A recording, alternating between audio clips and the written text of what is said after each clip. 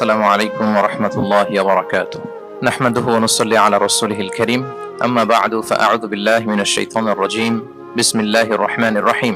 يريدون ليطفئوا نور الله بأفواههم والله متم نوره ولو كره الكافرون.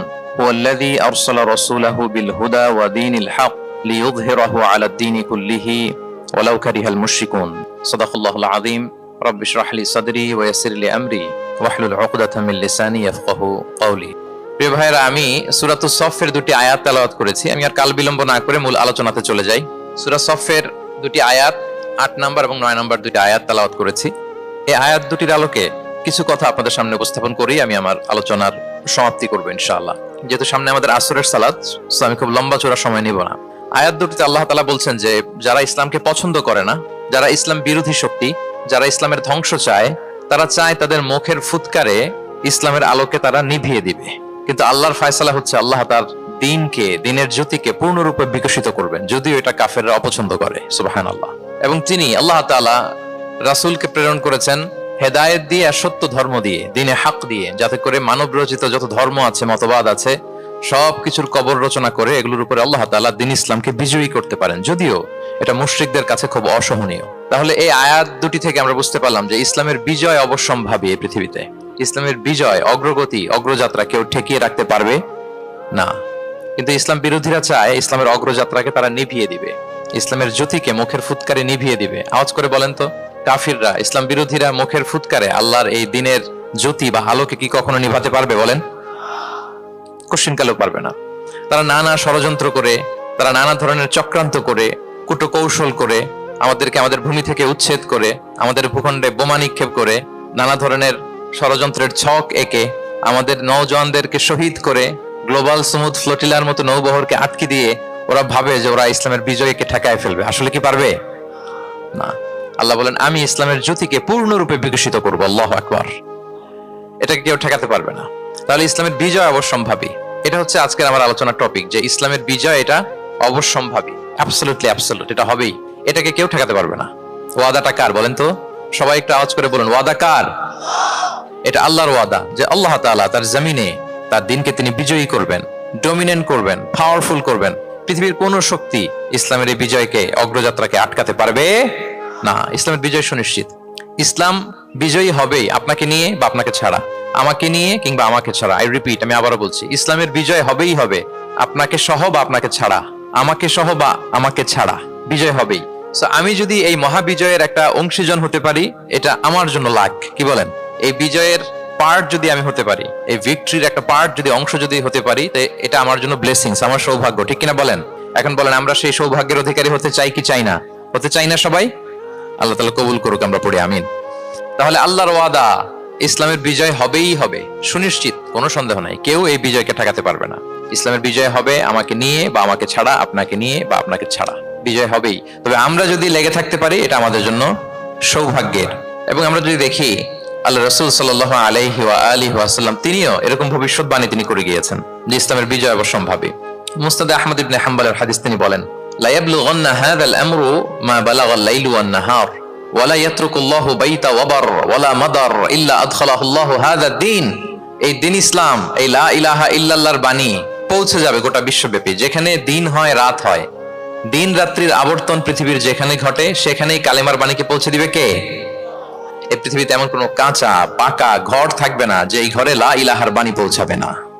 সুবহানাল্লাহ। পৃথিবীতে এমন কোনো জায়গা থাকবে না, এটা হোক মরুভূমি, হোক জঙ্গল, হতে পারে পাহাড়, হতে পারে কোনো আদিবাসী নৃগোষ্ঠী থাকে, পৃথিবীর এমন কোনো জায়গা থাকবে না যেখানে লা ইলাহার বাণী পৌঁছাবে না, পৌঁছে যাবে। সহিহ মুসলিমের আরেক বর্ণনায় আল্লাহ রাসূল সাল্লাল্লাহু আলাইহি ওয়া আলিহি ওয়াসাল্লাম তিনি বলেন, ইন্নাল্লাহা যাওয়ালি আল আরবা ফারাআইতু মাশারিকাহা ওয়া মাগারিবাহা ওয়া ইন্না মুলকা উম্মতি সায়াবলুগু মা যুবিয়া লি মিনহা। তিনি বলেন, আল্লাহ তাআলা গোটা বিশ্বটাকে ছোট করে একটা রেপ্লিকা বানিয়ে আমার চোখের সামনে তুলে ধরেছেন। আমি পৃথিবীর প্রাচ্য পাশ্চাত্য সবটুকুন দেখেছি, আর আমি যদ্দূর দেখেছি ঠিক তদ্দূর কালিমার বাণী পৌঁছে যাবে। সুবহানাল্লাহ পড়বেন না? তার মানে গোটা বিশ্বব্যাপী ইসলামের সুমহান বাণীকে পৌঁছে দিবে কে? আল্লাহ পৌঁছে দিবেন। আল্লাহর ওয়াদা আর নবী আলাইহিস সালামের ভবিষ্যৎবাণী। তো ইসলামের এই বিজয়ের অংশী যেন আমরা হতে পারি, আল্লাহ আমাদেরকে তৌফিক দান করুক। আপনি যদি বর্তমান পৃথিবীর দিকে তাকান, তাহলে দেখবেন যে ইসলামের বিরুদ্ধে এত ষড়যন্ত্র, এত কনস্পাইরেসি, এত অত্যাচার, অপারেশন, এত কিছুর পরেও ইসলাম হচ্ছে world's fastest growing religion right now. পৃথিবীর সবচাইতে গ্রোয়িং রিলিজিয়ন হচ্ছে ইসলাম, সবচাইতে। আপনি দেখেন, জরিপ চালিয়ে একটু খোঁজ খবর নিয়ে দেখেন, সারা ওয়ার্ল্ডে দ্য ফাস্টেস্ট গ্রোয়িং রিলিজিয়ন হচ্ছে ইসলাম। সবচাইতে বাড়ন্ত যেই ধর্মের ভেতরে মানুষ বানের পানির মতো প্রবেশ করছে, সেই ধর্মটার নাম কি? ইসলাম। মানুষ প্রবেশ করছে বানের পানির মতো। আপনি পশ্চিমা বিশ্বে দেখেন, প্রতি জুমাবারে অনেক অমুসলিম, নন মুসলিম, ইহুদি, খ্রিস্টান, এইথিস্ট, সংশয়বাদী, অ্যান্টাগনিস্ট, তারা এসে শাহাদা বাণী পড়ে মুসলমান হয়ে যাচ্ছে প্রতি জুমাবার। নারী পুরুষ নির্বিশেষে, আস্তিক নাস্তিক নির্বিশেষে প্রতি জুমাবারে তারা এসে শাহাদা পড়ে মুসলমান হয়ে যাচ্ছে। এটা তো মসজিদের খবর।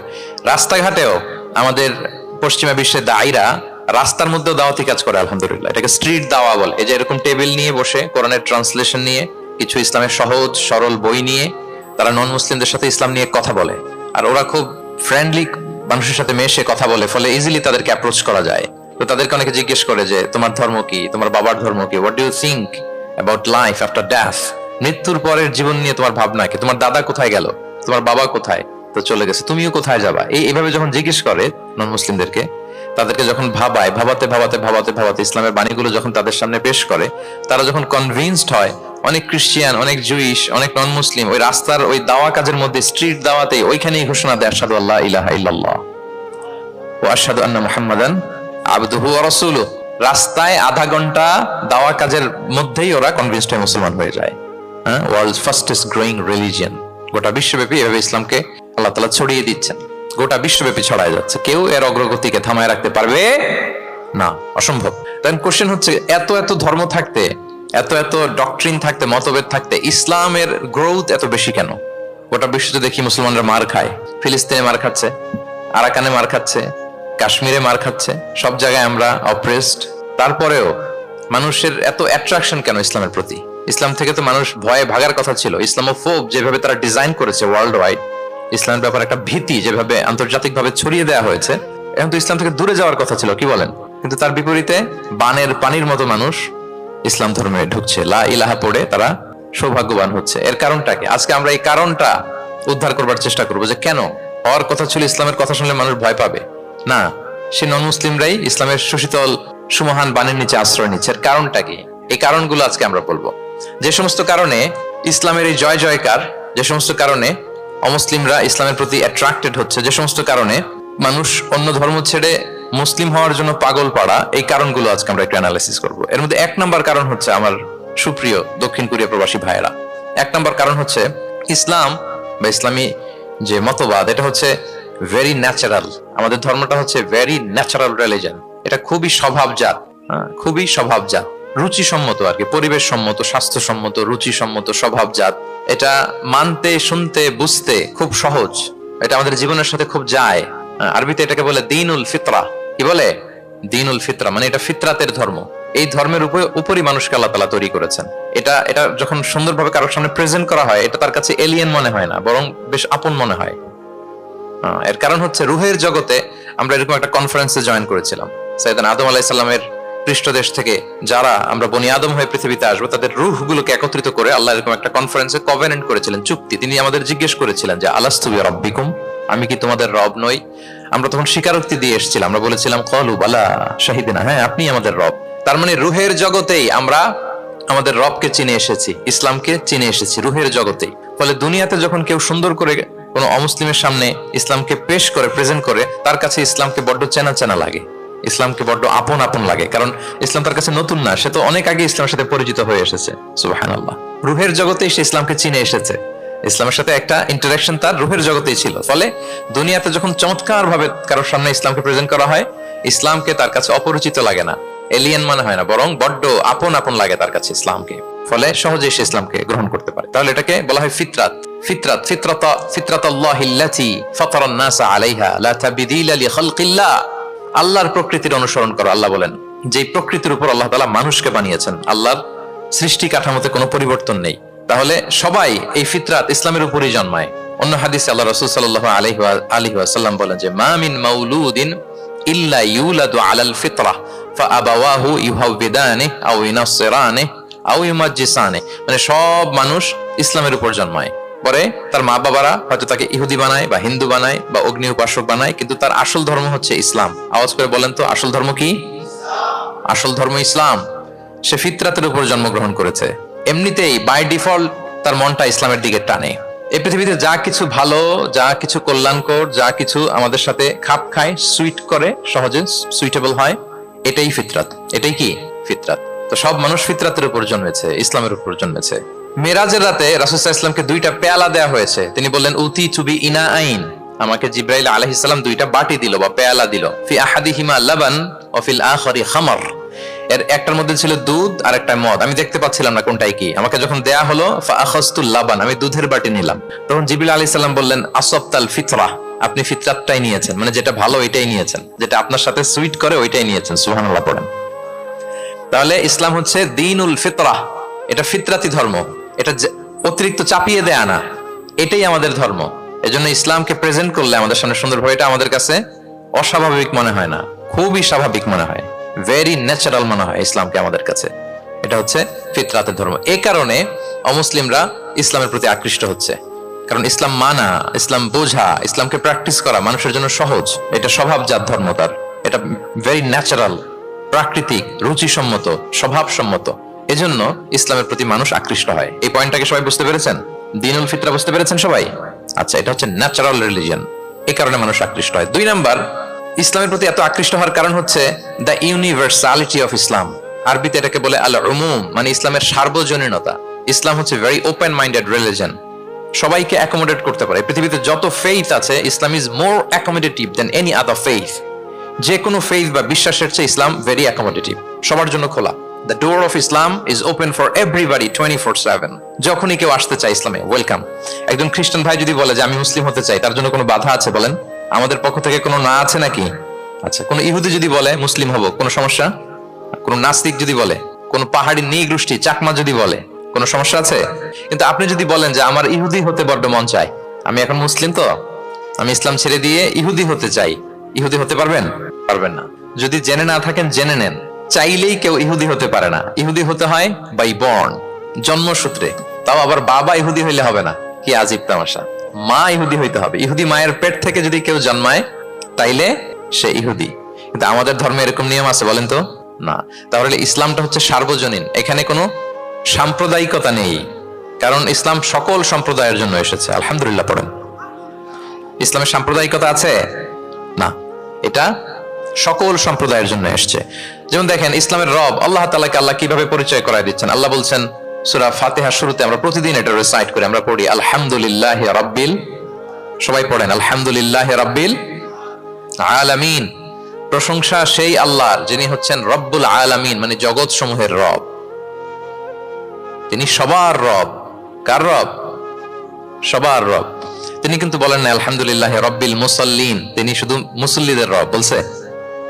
রব্বিল মুসলিমিন, শুধু মুসলিমিনদের রব বলছে। হ্যাঁ, রব্বুল হাজিন, শুধু হাজি সাহেবদের রব বলছে না। তিনি কি বলছেন? রব্বিল আলামিন। তাহলে তিনি গোটা জগতের রব, সবার রব তিনি। ইসলামের দরজা সবার জন্য খোলা। দ্য ইউনিভার্সালিটি অফ ইসলাম, যে আপনাদেরকে বুঝাচ্ছি আল উমুম, খেয়াল করে দেখেন যে আল্লাহ যখন নিজের পরিচয় দিচ্ছেন তিনি বলছেন আমি সবার রব। তিনি কার রব? তিনি সবার রব। আলহামদুলিল্লাহি রাব্বিল আলামিন। এবং রাসূলুল্লাহ সাল্লাল্লাহু আলাইহি ওয়া আলিহি ওয়াসাল্লামের পরিচয় যখন আল্লাহ তাআলা করায় দিচ্ছেন, তখন আল্লাহ বলছেন ওয়ামা আরসালনাকা ইল্লা রাহমাতাল লিল আলামিন, I have sent you as a mercy for all the worlds. নবী হে, আপনি গোটা বিশ্বের সবার জন্য রহমত। সুবহানাল্লাহ। আল্লাহ বলছে যে শুধু মুসলমানদের জন্য রহমত? কথা বলেন। শুধু আরবদের জন্য রহমত? শুধু সাদা চামড়ার মানুষদের জন্য রহমত? শুধু পুরুষদের জন্য রহমত? রহমত কাদের জন্য বলেন তো দেখি, বুঝে থাকলে। আল্লাহর হাবিব সাল্লাল্লাহু আলাইহি ওয়াসাল্লাম কাদের জন্য রহমত বলেন তো সবাই? সবার জন্য রহমত। দেখেন ইউনিভার্সালিটি অফ ইসলাম, ইসলাম যে সবার জন্য। আচ্ছা, আল্লাহ সবার, রাসূলও সবার। এবার ইসলামের কিতাব কোরআনের দিকে যদি খেয়াল করি, কোরআনের পরিচয় দিতে যে আল্লাহ তাআলা বলেছেন ইন হুয়া ইল্লা যিকরা লিল আলামিন, নিশ্চয়ই কোরআনটা হচ্ছে জগৎবাসীর জন্য যিকরা, উপদেশ, রিমাইন্ডার। তাহলে কোরআনও সবার জন্য নাকি শুধু আমাদের? প্রিয় ভাইরা, কোরআন কি শুধু আমাদের বই? না, এটা হিন্দু ভাইদেরও বই, এটা নাস্তিকদেরও বই, এটা বুদ্ধিস্টদেরও বই, তাদের হেদায়েতের কথাও এখানে আছে। এটা সবার বই, এটার ওনারশিপ সবার, এটা আমাদের সবার। তাহলে দেখেন, আমাদের রব সবার, আমাদের রাসূল সবার, আমাদের কিতাব সবার। তাহলে ইসলামে কোনো সংকীর্ণতা নেই, ইসলামে কোনো সাম্প্রদায়িকতা নেই, কোনো কোন সম্প্রদায়ের জন্য ইসলাম আসেনি, ইসলাম এসেছে সবার জন্য। আলহামদুলিল্লাহ পড়েন। তাহলে দ্য ইউনিভার্সালিটি অফ ইসলাম এটা ক্লিয়ার না সবার কাছে? বুঝতে পেরেছেন? তাহলে কেন ইসলাম দ্য ফাস্টেস্ট গ্রোয়িং রিলিজিয়ন, গোটা বিশ্বে সবচাইতে বেশি গ্রো হচ্ছে ইসলামের? দুইটা কারণ বলে ফেলেছি। এক নাম্বার কি ছিল বলেন তো, মনে আছে কিনা কারো? দেখি, ভেরি ন্যাচারাল রিলিজিয়ন। কে বলছে ন্যাচারাল? দেখি, এই মাশাআল্লাহ। কি উনি শুধু বুঝলো নাকি, আর বাকিরা বললেন না? যে এক নাম্বার কি ছিল? ন্যাচারাল। ইসলাম হচ্ছে ভেরি ন্যাচারাল রিলিজিয়ন, স্বভাবজাত, প্রাকৃতিক ধর্ম। আমাদের মনের সাথে, প্রকৃতির সাথে খাপ খায় না এরকম কোনো আইন বিধান ইসলামে নাই। গেল। দুই নাম্বার কি বললাম? জোরে, সার্বজনীন। সার্বজনীন ধর্ম, সবার। এটা কোন নির্দিষ্ট গোষ্ঠী, কোন সম্প্রদায়ের জন্য ইসলাম আসে নাই। আচ্ছা, তিন নাম্বার হচ্ছে ফ্লেক্সিবিলিটি। ইসলাম অনেক ফ্লেক্সিবল একটা রিলিজিয়ন। আরবিতে এটাকে বলে আত-তাইসির, মানে ইসলামে কাঠিন্যতা নেই, ইসলামের বিধানগুলো সহজ। বলেন, ইসলামের বিধান মানতে আপনাদের কঠিন লাগে? আল্লাহ বলেন, ইউরিদুল্লাহু বিকুমুল ইউসরা ওয়ালা ইউরিদু বিকুমুল উসর। আল্লাহ তোমাদের জন্য সহজ চান, কঠিন চান না। আল্লাহ কি চায়? সবাই বলুন। আল্লাহ সহজ চায়, আল্লাহ কঠিন চায় না। আমরা অনেক সময় কঠিন করে দিনকে উপস্থাপন করি, জটিল করে দিনকে উপস্থাপন করি। ওমা জাআলা আলাইকুম ফিদ-দীনি মিন হারাজ। আল্লাহ তাআলা দিনে কোনো জটিলতা রাখেননি, কিন্তু আমরা খুব কঠিন করে উপস্থাপন করি। আল্লাহ বারবার বলেছেন সহজ সহজ সহজ, লা ইউকাল্লিফুল্লাহু নাফসান ইল্লা উসআহা। আল্লাহ সাধ্যের বাইরে কাউকে কিছু চাপিয়ে দেন না। আমাদের যুদ্ধ সাধ্যে কোলায়, ঠিক তদ্দুরই আল্লাহ চাপিয়ে দেন। সুবহানাল্লাহ। ইসলাম কত সহজ, কতটা সহজ আমি আপনাদেরকে বুঝিয়ে বলছি, আপনারা একটু মনোযোগ দিয়ে শুনুন। একটা ছোট্ট হাদিস আপনাদের সাথে শেয়ার করি। ইসলাম কতটা সহজ আপনারা শুনলেই বুঝতে পারবেন। এক সাহাবী আল্লাহ রাসূল সাল্লাল্লাহু আলাইহি ওয়া আলিহি ওয়াসাল্লামের কাছে এসে তিনি বললেন, ইয়া রাসূলুল্লাহ হালাকতু ইয়া রাসূলুল্লাহ, হে রাসূল আমি তো শেষ। আমি তো, শুনতেছেন, মনোযোগ আছে? আমি তো শেষ। রাসূল সাল্লাল্লাহু আলাইহি ওয়াসাল্লাম বললেন, ওমা আহলাকা, কি হয়েছে তোমার? তো সে বলে, ওয়াকাআতু আলা ইমরাআতি ফি রমাদান, আমি তো রমজান মাসে দিনের বেলায় আমার স্ত্রীর সাথে মেলামেশা করে ফেলছি, একেবারে ফাইনাল মেলামেশা, আমার সিমেন আউট হয়ে গেছে বডি থেকে। এজন্য সে অস্থির হয়ে রাসূল সাল্লাল্লাহু আলাইহি ওয়াসাল্লামের কাছে এসে, ইয়া রাসূল আমি তো শেষ, আমারে বাঁচান, আমারে বাঁচান। কি হয়েছে? বলে, দিনের বেলায় রমজানে স্ত্রীর সাথে মেলামেশা, ইন্টিমেসি নিষেধ, আমি তো ইন্টিমেসিতে চলে গেছি, আমার কি হবে, আমারে বাঁচান। তো আপনারা জানেন যে ইচ্ছাকৃত যদি কেউ রোজা ভাঙে, আমি আপনাদেরকে বোঝাচ্ছি হচ্ছে ফ্লেক্সিবিলিটি, ইসলাম যে কতটা ফ্লেক্সিবল এটা আগে মাথায় রাখেন, যে what is the essence of flexibility in Islam. কতটা ফ্লেক্সিবল ইসলামের নিয়ম কানুন আর তাইসির। ইচ্ছা করে যদি কেউ রোজা ভাঙে, তার বিধান হচ্ছে তার কাজাও করতে হবে, কাফফারাও দিতে হবে। কাজা মানে একটা রোজার জন্য আরেকটা রোজা, আর কাফফারা হচ্ছে হয় তাকে একটা দাস আজাদ করতে হবে, অথবা তাকে 60টা রোজা রাখতে হবে টানা, অথবা 60 জন মিসকিনকে খাওয়াতে হবে। তো সে যখন এসে বললো, ইয়া রাসূলুল্লাহ আমাকে বাঁচান, কি করবো আমি? রাসূল সাল্লাল্লাহু আলাইহি ওয়াসাল্লাম বলেন, আচ্ছা ঠিক আছে, তুমি এই কাজ করে ফেলছো, তোমার তো পেনাল্টি হয়েছে। তো পেনাল্টি কি?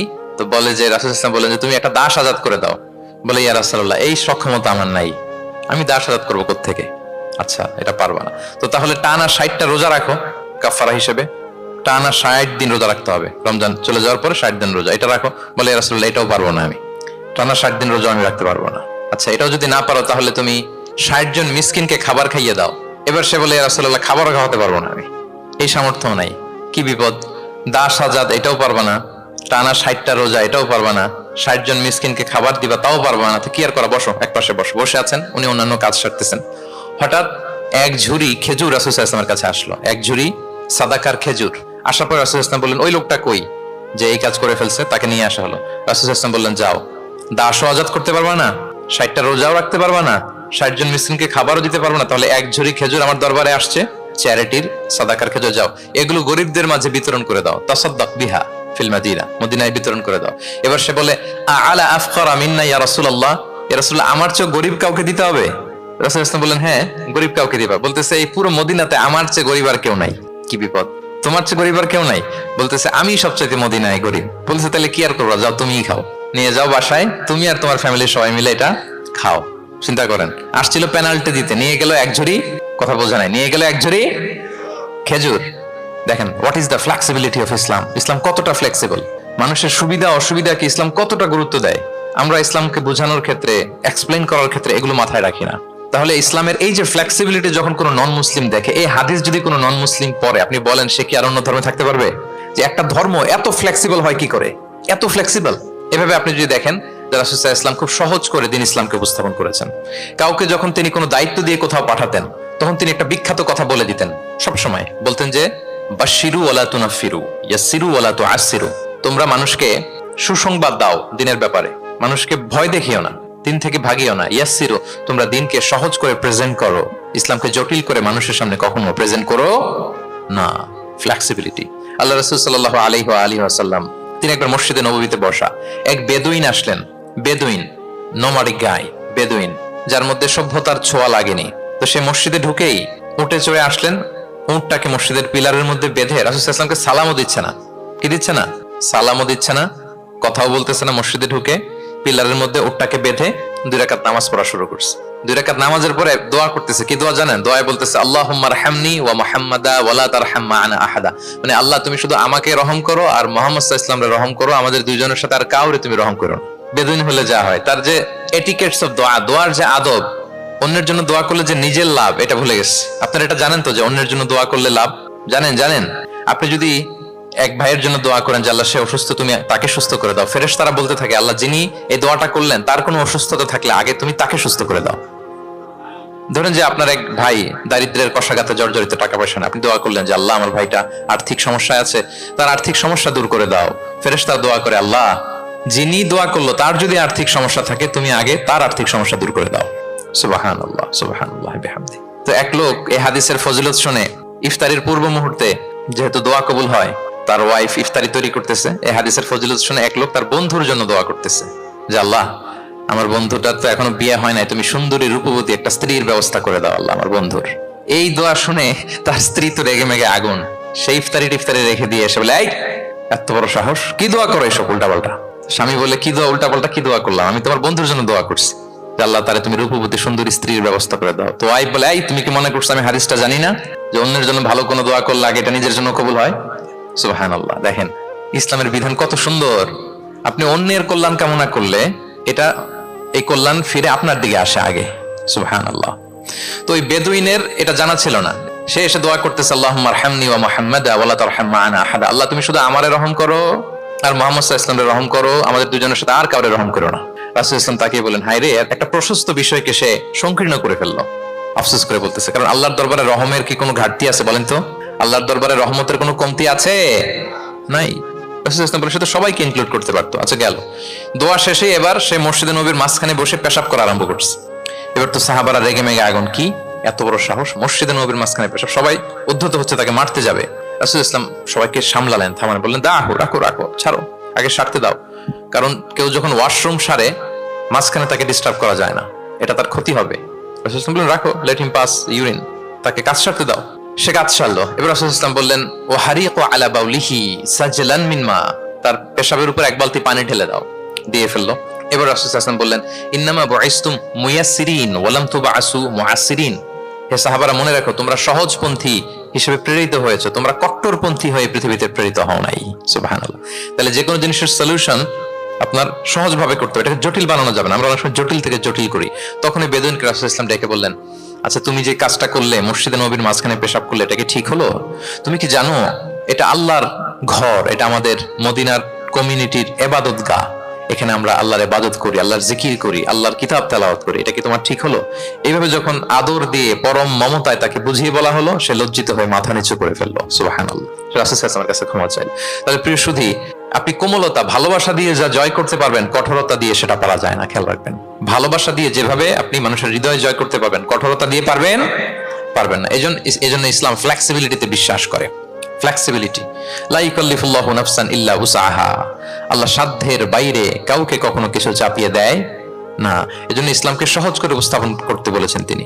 মুআয ইবনে জাবাল রাদিয়াল্লাহু তাআলা আনহুকে রাসূল সাল্লাল্লাহু আলাইহি ওয়াসাল্লাম একবার ইমাম বানিয়ে পাঠালেন একটা এলাকায়।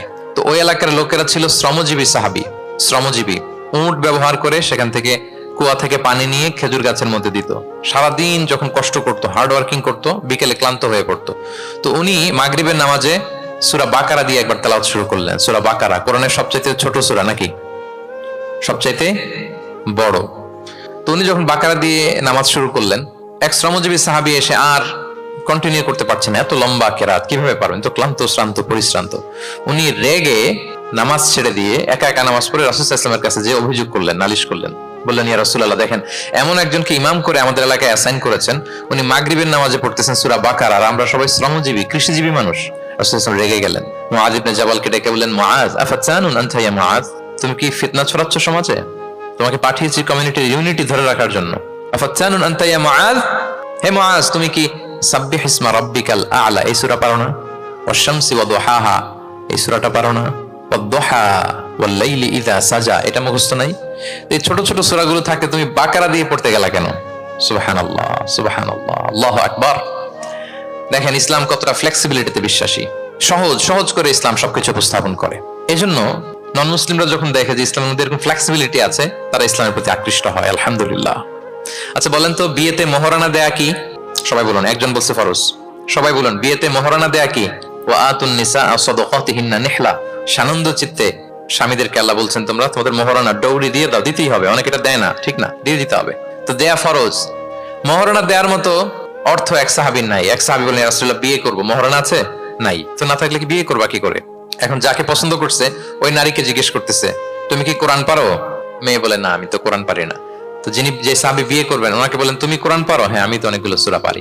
তখন রাসূল সাল্লাল্লাহু আলাইহি ওয়াসাল্লাম ওই কন্যাকে, মেয়েকে ডেকে বললো যে তুমি তো সূরা পারো না, তোমার হবু হাজবেন্ড অনেকগুলো কোরআনের সূরা পারে, তো তোমাকে তোমার স্বামী প্রতিদিন কিছু না কিছু সূরা মুখস্থ করাই দিবে, এটাই হয়ে যাবে তোমার বিয়ের মোহর। তাহলে বলেন তো সহজ না কঠিন? অজু করে নামাজ পড়া কি? সবাই বলুন ফরজ। কিন্তু ধরেন অজুর পানি নাই, তখন তায়াম্মুম করে পড়লেও কবুল করবে কে? আল কিয়াম ফিস সালাহ, দাঁড়িয়ে নামাজ পড়া কি? ফরজ। দাঁড়াতে পারছেন না, বসে বসে পড়লে কবুল করবে কে? বসতেও পারেন না, শুয়ে পড়লেও কবুল করবে কে? তাহলে বলেন তো ইসলামের বিধান কি কঠিন না সহজ? ফ্লেক্সিবিলিটি আর তাইসির। ইসলামের এই ফিচারটার কারণে, এই বৈশিষ্ট্যের কারণে অমুসলিমরা ইসলামের প্রতি আকৃষ্ট হয়, যে ইসলামের বিধানগুলো এত ফ্লেক্সিবল।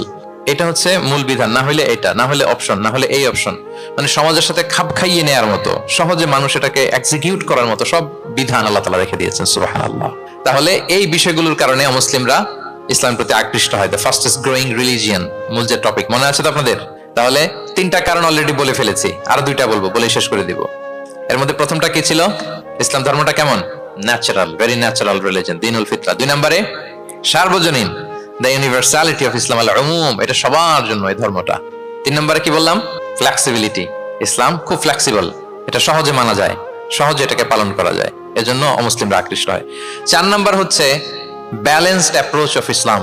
ইসলামের বিধানগুলো খুবই ব্যালেন্সড, ভারসাম্যপূর্ণ আর কি। এর মধ্যে পরিমিতি বোধ আছে, ভারসাম্য বোধ আছে, এটা ব্যালেন্সড।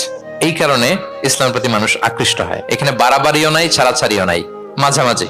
বাড়াবাড়িও নাই, ছাড়াছাড়িও নাই। আমার সাথে সাথে বলেন, কি নাই? বাড়াবাড়িও নাই, আর কি নাই? ছাড়াছাড়িও নাই, বরং মাঝামাঝি, ব্যালেন্সড অ্যাপ্রোচ। ইসলামের সবকিছু দেখবেন ব্যালেন্সড। وكذلك جعلناكم أمة وسطا لتكونوا شهداء على الناس ويكون الرسول عليكم شهيدا। অনুরূপভাবে আমি তোমাদেরকে ব্যালেন্স জাতি বা মধ্যমপন্থী জাতি হিসেবে তোমাদেরকে পৃথিবীতে প্রেরণ করেছি, যাতে করে তোমরা অন্য জাতির উপর সাক্ষী হতে পারো, আর নবী হতে পারেন তোমাদের উপর সাক্ষী। তাহলে আমাদের ধর্মটা খুবই ভারসাম্যপূর্ণ, খুবই কি ভারসাম্যপূর্ণ, বাড়াবাড়িও নাই, ছাড়াছাড়িও নাই। দেখেন বিশ্বাসীদের বৈশিষ্ট্যের কথা বলতে যে আল্লাহ তাআলা বলছেন, ওয়াল্লাযীনা ইযা আনফাকু লাম ইউসরিফু ওয়া লাম ইয়াকতুরু ওয়া কানা বাইনা যালিকা কাওয়ামা। বিশ্বাসীরা যখন দান করে, দানের ক্ষেত্রে তারা কৃপণতাও করে না, আবার অপচয়ও করে না, বরং মাঝামাঝি দান করে, বরং কি মাঝামাঝি দান। রাসূলুল্লাহ সাল্লাল্লাহু আলাইহি ওয়াসাল্লামের একটা অভ্যাস ছিল, তার কাছে কেউ কিছু চাইলে উনি না বলতে পারতেন না। কি বলতে পারতেন না? সবাই বলুন, রাসূলুল্লাহ সাল্লাল্লাহু আলাইহি ওয়াসাল্লাম কি বলতে পারতেন না? না। কেউ কিছু চাইবে আর উনি না বলবেন, এই না ওনার ডিকশনারিতে নাই, না বলতে জানতেন না। তো একবার রাসূল সাল্লাল্লাহু আলাইহি ওয়াসাল্লামের মাত্র জামা, কয়টা জামা? একটা। তো এক ফরিয়া দিয়ে এসে রাসূল সাল্লাল্লাহু আলাইহি ওয়াসাল্লামকে বললেন, ইয়া রাসূলুল্লাহ আমাকে একটা জামা দিন, আমি বস্ত্রহীন। তো রহমতের নবী কি আর করবেন, যেহেতু না বলতে জানেন না, কাউকে ফিরিয়ে দিতে জানেন না, নিজের জামাটাই খুলে দিয়ে দিলেন, সুবহানাল্লাহ। এখন ওনার গায়ে তো জামা নাই, আছে, উনি জামাহীন অবস্থায় ঘরে বসে আছেন। আল্লাহ তাআলা আয়াত নাযিল করলেন, ওয়াল্লাযীনা ইযা আনফাকু লাম ইউসরিফু ওয়া লাম ইয়াকতুরু ওয়া কানা বাইনা যালিকা কাওয়ামা। বিশ্বাসীরা যখন দান করে তারা কৃপণতাও করে না, আবার বাড়াবাড়িও করে না, মাঝামাঝি থাকে, মধ্যম পন্থা। মানে বুঝাতে চাইলেন, আল্লাহ তাআলা এই কথা দিয়ে বুঝাতে চাইলেন, নবী হে, জামা যদি 2টো থাকতো তাহলে না হয় একটা দিতেন, 2টো যদি থাকতো একটা দিতেন, এখন ছিল কয়টা? এটাই যখন দিয়ে দিয়েছেন, এখন আপনি পড়বেন কি? সুবহানাল্লাহি বিহামদি। ভারসাম্য শিখালেন আল্লাহ। তাহলে ইসলাম হচ্ছে ভারসাম্যের ধর্ম, ব্যালেন্সড রিলিজিয়ন, বাড়াবাড়িও নাই, ছাড়াছাড়িও নাই।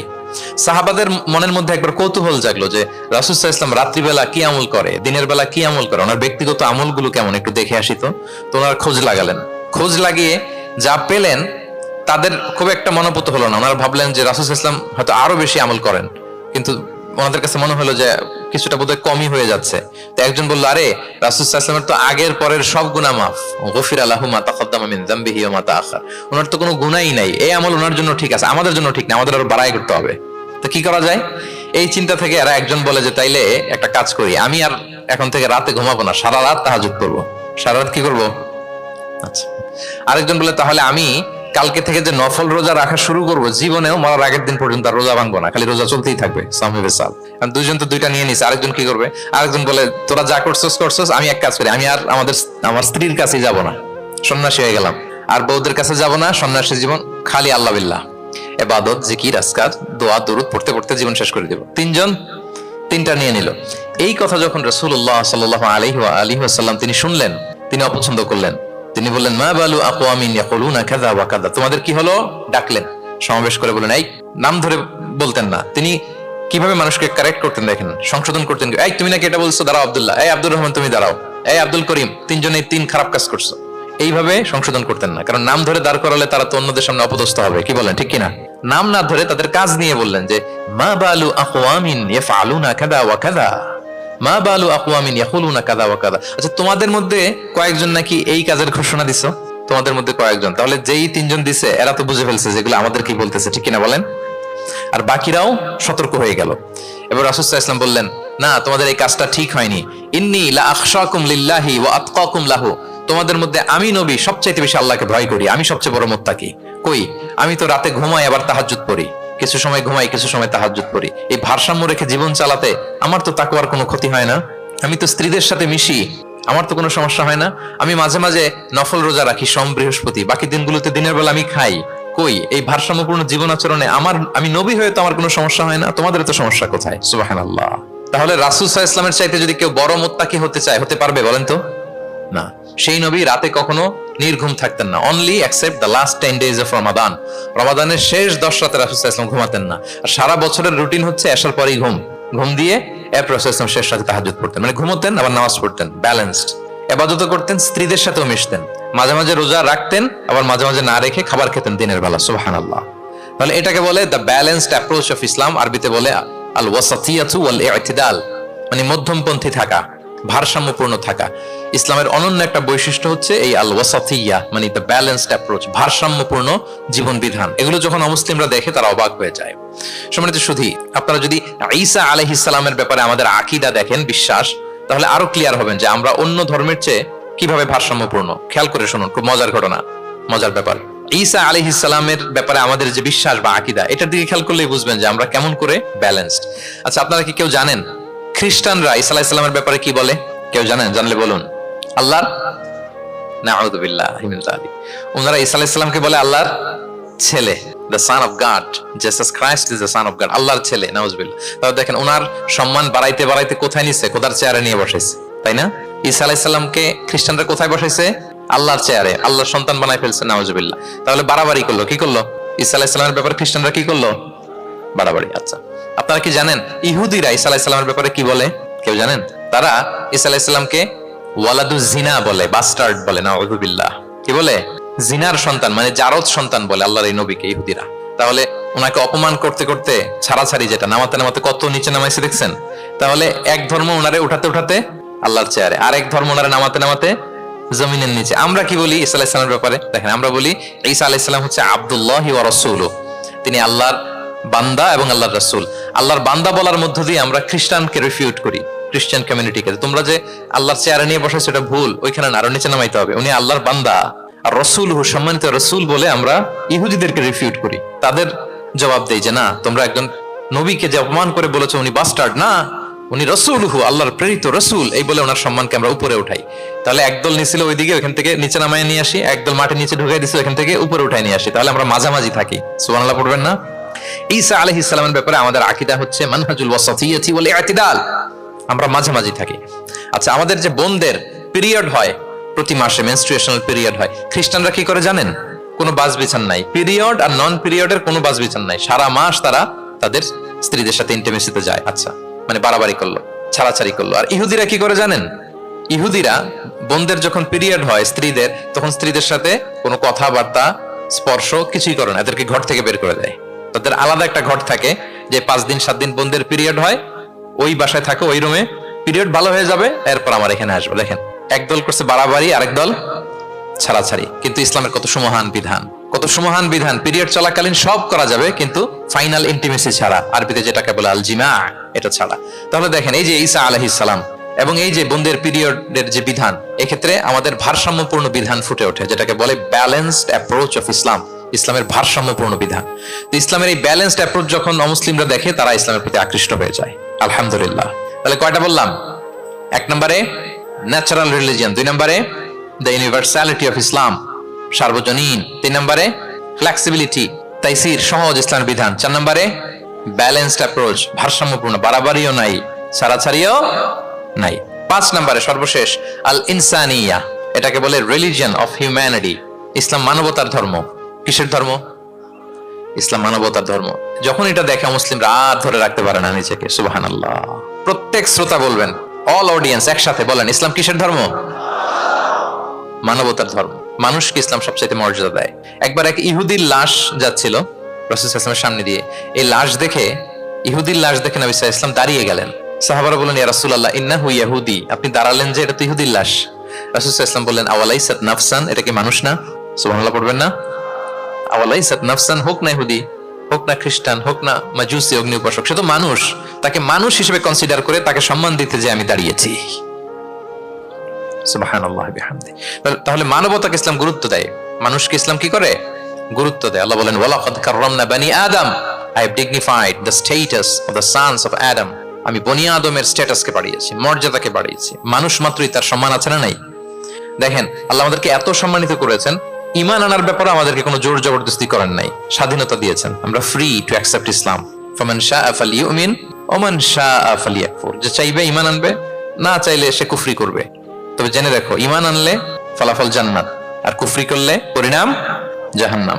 কিন্তু জোর করবো না আমি, লা ইকরাহা ফিদ্দীন, দ্বীনে জবরদস্তি নাই, বাড়াবাড়ি নাই, নো কম্পালশন ইন ইসলাম। কাউকে ফোর্স করে আপনি জোর করে ইসলামে আনলে হবে না। তাহলে এটা মানবতার ধর্ম। মানবতাকে ইসলাম সবচাইতে বেশি গুরুত্ব দেয়। যেমন ধরেন যে, দুর্যোগ পীড়িত কোনো এলাকায় যদি আমরা ত্রাণ নিয়ে যাই, আমরা কি সেখানে দেখে দেখে শুধু মুসলিম ঘরে ত্রাণ দেই নাকি? ওখানে মুসলিম থাকলে মুসলিম দেই, হিন্দুরা যদি থাকে তাদেরকে দেই। আমরা যদি কোনো দুর্যোগপূর্ণ এলাকায় যাই, সেখানে নাস্তিক থাকলে তার ঘরে আমরা ত্রাণ পৌঁছে দেই। আমরা যদি কোনো উদ্ধার কর্মে অংশগ্রহণ করেছি, ধরেন যে আগুন লেগেছে, আপনি উদ্ধার কর্মতে অংশগ্রহণ করেন, এখন খুঁজে খুঁজে যার মাথায় টুপি আরে আপনি বাঁচাবেন নাকি? যার গালে দাঁড়িয়ে আরে বাঁচাবেন না, আপনি সবাইকে বাঁচাবেন। আল্লাহু আকবার। মানবতা যেখানে বিপন্ন, সেখানেই ইসলামের সাপোর্ট আছে না নাই বলেন? যেখানেই মানবতা বিপন্ন, সেখানে ইসলাম পৌঁছে যায়। কারণ ইসলাম হচ্ছে দ্য রিলিজিয়ন অফ হিউম্যানিটি, এটা মানবতার ধর্ম। মানুষ হিসেবে ইসলাম সবাইকে কনসিডার করে। মদিনাতে একবার 60 জন খ্রিস্টান পাদ্রী আসবে নাজরান থেকে। খ্রিস্টান পাদ্রী, কোন ধর্মের? খ্রিস্টান। এখন তাদের সাথে এই ফরেন ডেলিগেট যখন আসবে, কোথায় বসবে? রাসূল সাল্লাল্লাহু আলাইহি ওয়াসাল্লাম, এরকম জায়গা তো নাই। এখনই না রাজা বাদশাদের প্যালেস থাকে, প্রাসাদ, এটা সেটা, কোথায় বসবে? এক সাহাবী বলে, ইয়া রাসূলুল্লাহ, আমার কাছে খেজুর পাতা আছে, এটা বিছাই দেই, এটা একটা আসন করে এখানে বসি। রাসূল সাল্লাল্লাহু আলাইহি ওয়াসাল্লাম বললেন, না, এটা কেমন হয়? আরেক দল বলে যে, আমাদের তো একটু সূর্য হেলে গেলেই তো উহুদ পাহাড়ের ছায়া পাওয়া যায়, ওখানে নিয়ে বসি। রাসূল সাল্লাল্লাহু আলাইহি ওয়াসাল্লাম বললেন, না, এত দামি মেহমান, ওখানে বসা যায়? বলতে না বলতে 60 জন খ্রিস্টান পাদ্রী চলে আসছে। এখন রাসূল সাল্লাল্লাহু আলাইহি ওয়াসাল্লাম কোথায় বসতে দিবেন? উনি উপায়ন্তর না পেয়ে তাদের সবাইকে নিয়ে মসজিদে নববীর দরজা খুলে দিলেন। 60 জন খ্রিস্টানকে কোথায় ঢুকতে দিলেন? মসজিদে নববী। অনেক সিরাত গ্রন্থ এই বর্ণনাটাকে কভার করেছে। সিরা আল হালাবিয়া, জাদুল মাআদ ফি হাদিয়া খায়রিল ইবাদ সহ অনেক সিরাত গ্রন্থে এসেছে। 60 জন খ্রিস্টান মুসলমানদের নবীর তৈরি করা প্রতিষ্ঠিত মসজিদের নবীর ভিতরে ঢুকে মিটিং সেরেছে। এবং এক বর্ণনায় এমনও এসেছে, ইন দ্য মিন টাইম, আসরের সময় ওদের যখন ইবাদতের সময় হয়েছে, রাসূল ইসলাম তাদেরকে ইবাদতের অনুমতি দিলেন। তারা তাদের কিবলা পূর্ব দিকে, 60 জন মিলে পূর্ব দিকে হয়ে তারা তাদের নিজেদের ইবাদত সেরেছে। সুবহানাল্লাহ। রাসূল ইসলাম এটা খ্রিস্টান না ইহুদি এটা কনসিডার করেন। রাসূল ইসলাম দেখেছেন তারা মানুষ। তারা কি মানুষ? যেমনি মানুষ মনে করে এক ইহুদির লাশ দেখে তিনি দাঁড়িয়ে গিয়েছেন আলাইহিস সালাতু ওয়াস সালাম।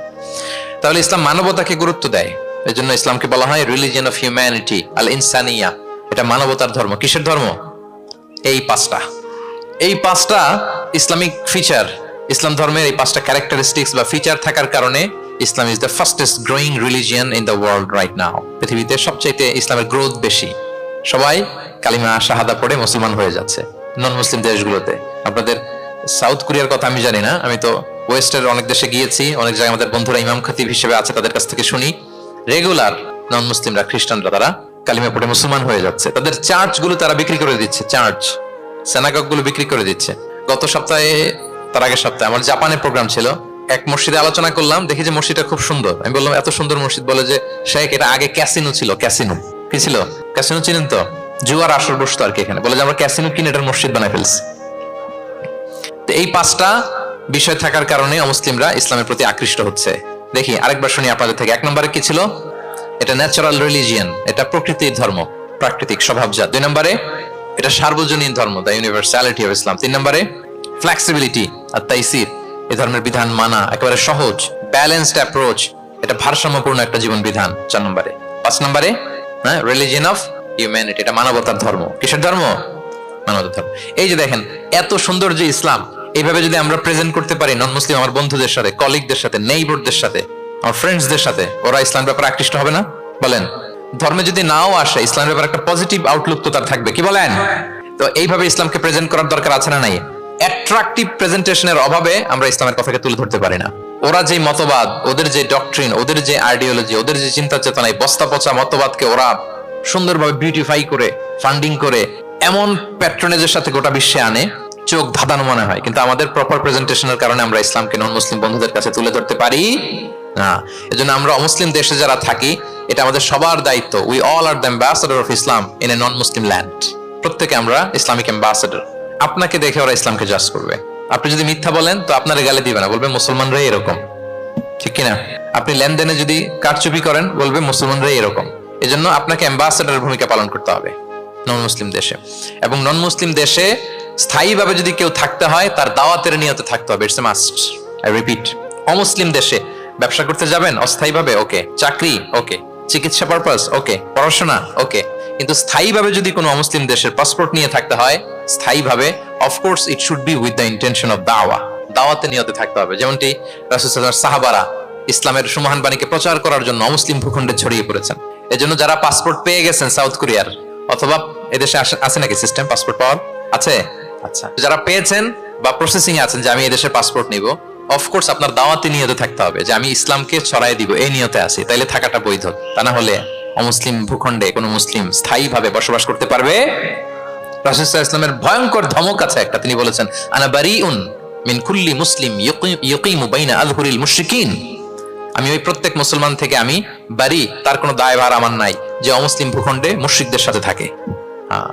গভীর হুঁশিয়ারি, সতর্কবার্তা, ওয়ার্নিং।